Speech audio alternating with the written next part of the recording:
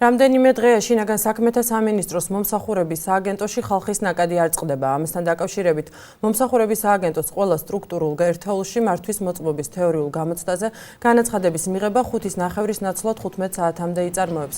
აღნიშნული ცვლილება თითოეულ მსურველს საშუალებას მისცემს შეფერხების გარეშე გავიდეს პრაქტიკულ გამოცდაზე, როგორც სააგენტოში განმარტავი ხალხმრავლობა თეორიულ გამოცდაში დაგეგმილმა ცვლილებებმა გამოიწვია, რომელიც ძალაში 15 დეკემბერს შევა.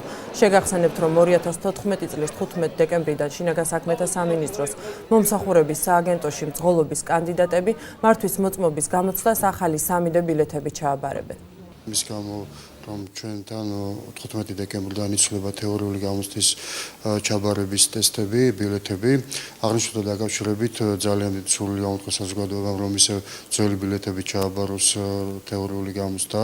ეს ძირითადად გამოწვეულია რომ ფიქრობენ რატომღაც თითქოს იცვლება ბილეთები და ამით რთულდება გამოცდის ჩაბარების წესი, რაც სინამდვილეს არ შეესაბამება და მინდა განმარტო, რომ ეს ახალი ბილეთები არ წარმოადგენს გართულებულ ვარიანტს. ძალიან ბევრი სურვილია მოსული გამოცდაზე გამოსვლის და შესაბამისად ჩვენ მოგვიწია განცხადებების მიღების დროის გადმოწევამ საათნახევრით და დაახლოებით 4:09-ზე ჩვენ ვწყვეტავთ საბუთების მიღებას, იმიტომ რომ მაქსიმალურად მოვასწროთ ყველა მიღებული განცხადების დაკმაყოფილება და შემდეგ თეორიაზე გამსვლელების პრაქტიკული გამოცდით უზრუნველყოფა, ვინაიდან თეორიაზე გამსვლელების რაოდენობა ძალიან ბევრი არის.